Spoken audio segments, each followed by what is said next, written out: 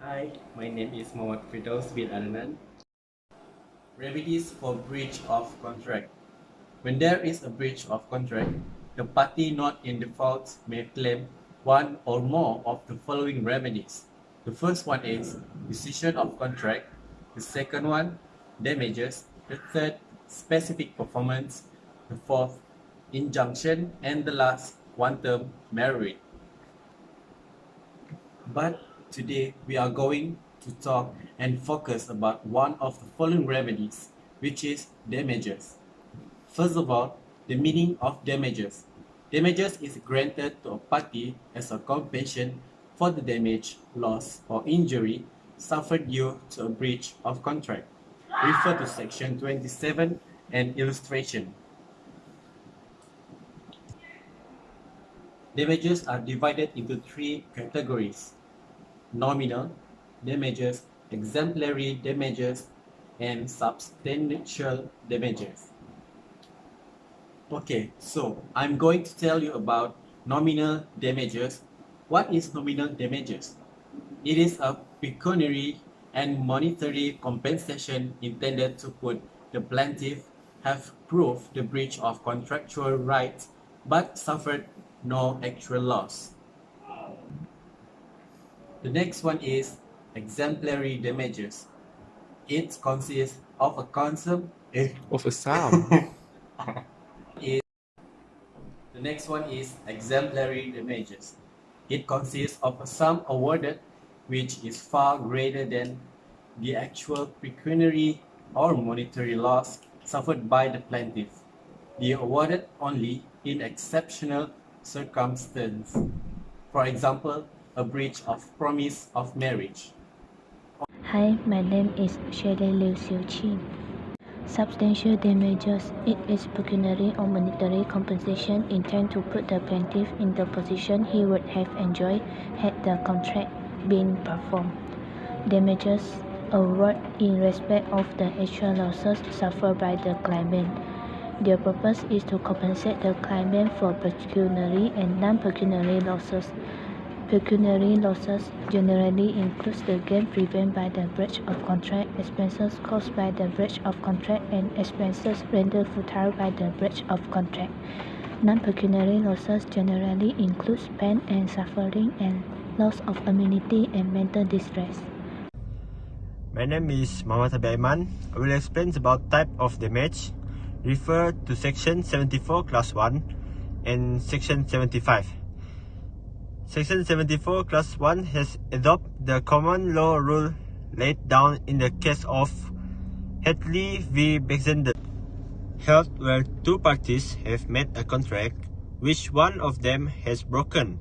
The damage which the other party ought to receive should be considered either arising naturally, example, according to the usual course of things from such breach of contract itself, or such as may reasonably be supposed to have been in the contemplation of both parties at the time they made the contract as the proper result of the breach of it.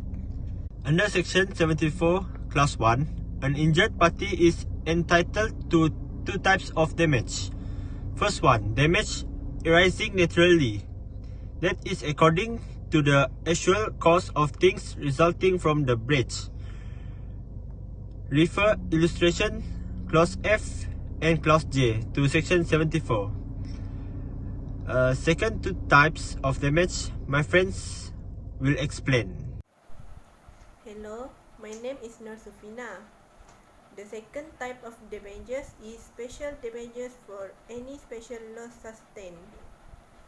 For these special damages, the plaintiff must prove that the other party, which is defendant, knew at the time of making the contract special loss is likely to result from the breach. It is at the time of making the contract the defendant has anticipated that some loss of profit will occur. Hi, my name is Quah, and now I'm going to talk about liquidated damages stated under section 75 of the Contract Act. This is where the amount of damages is stipulated or fixed by the parties under the contract. If there is a breach of contract, the party at fault must pay damages up to the amount stipulated in the contract. Such stipulated amount is the limit of compensation. Thank you. Hello, my name is Venysa. I will explain about the cases of damages.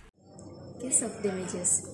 Well, Blundell versus Stephen on 1920. The plaintiff employed an accountant, the defense to investigate the affairs of a company he had invested in. The defendant partner negligently dropped a letter from the plaintiff in the office of the company manager, which the manager picked up and showed to his director, who sued the plaintiff in labor and work. The plaintiff sued the defendant for breach of contract to recover the damages he paid off in the labor action.